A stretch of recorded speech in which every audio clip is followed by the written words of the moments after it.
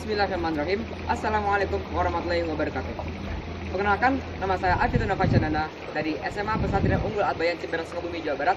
Ingin mempresentasikan penelitian saya yang berjudul Pengaruh Pandemi COVID-19 terhadap harga saham dan kinerja perusahaan di Bursa Efek Indonesia. Selamat menyaksikan.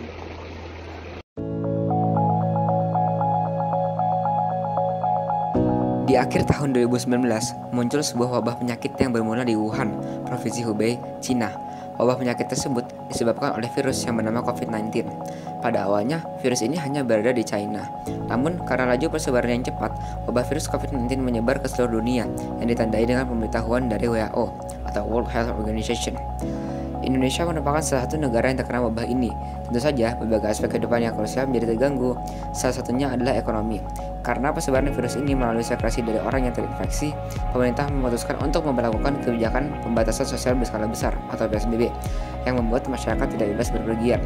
Hal ini membuat daya beli masyarakat terhadap barang atau jasa pun menurun, yang membuat pendapatan perusahaan berkurang. Akhirnya, mereka tidak bisa menggaji karyawannya.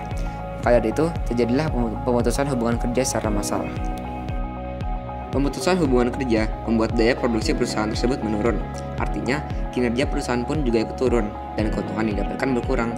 Para investor yang berinvestasi atau mempunyai saham di perusahaan tersebut pun merasa ragu untuk mempertahankan dananya di sana dan memutuskan untuk melepas atau menjual saham yang ia miliki.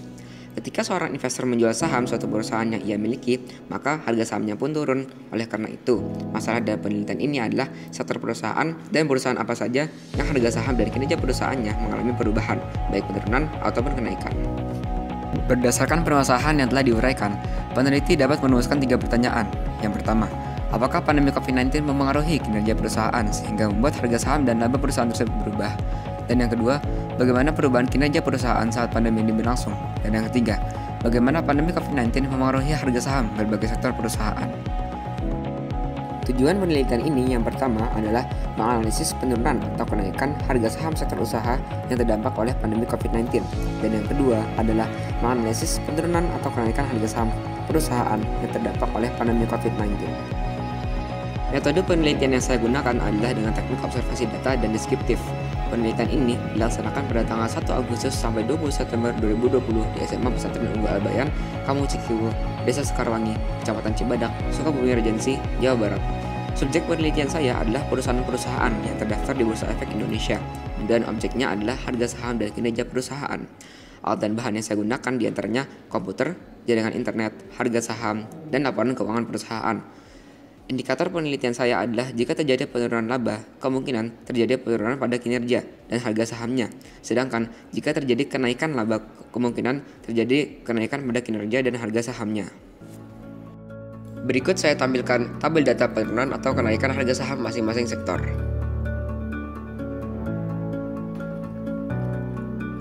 Dari data tersebut, diperoleh bahwa sektor yang mempunyai penurunan harga saham paling tinggi adalah properti dan real estate, sedangkan sektor yang mempunyai kenaikan harga saham paling tinggi adalah consumer atau industri barang konsumsi. Berikut saya paparkan masing-masing sektor. Nantinya, masing-masing sektor akan diwakili oleh perusahaan-perusahaan yang mempunyai market cap atau harga keseluruhan saham perusahaan tertinggi, karena merekalah yang paling berpengaruh terhadap harga saham sektor.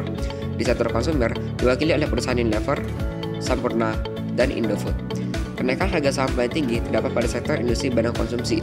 Maka dari itu, peningkatan kinerja dan proses recovery dari kerugian pada kuartal 1 dapat berjalan lebih cepat di kuartal 2 2020.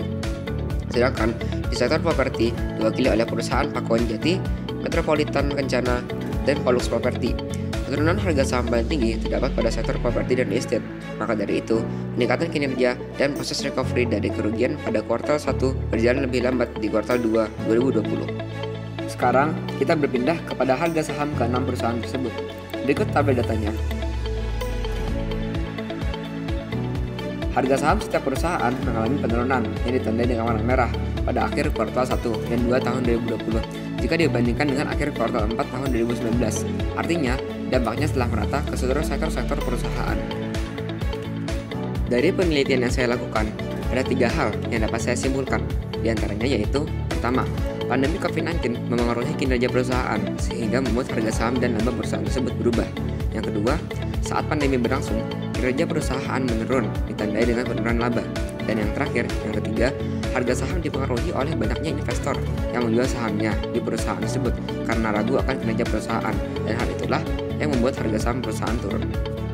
Saran dari peneliti untuk pemerintah yaitu pemerintah dapat memberikan insentif kepada perusahaan-perusahaan agar perusahaan-perusahaan tersebut dapat meningkatkan produksinya sehingga kinerjanya menjadi meningkat, dan untuk masyarakat adalah dengan mendukung dan menggunakan produk-produk dalam negeri sehingga meningkatkan kinerja dan pendapatan perusahaan-perusahaan lokal.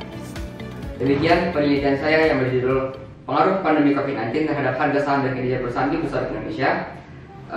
Terima kasih, semoga dapat diambil manfaatnya. Dan wassalamualaikum warahmatullahi wabarakatuh.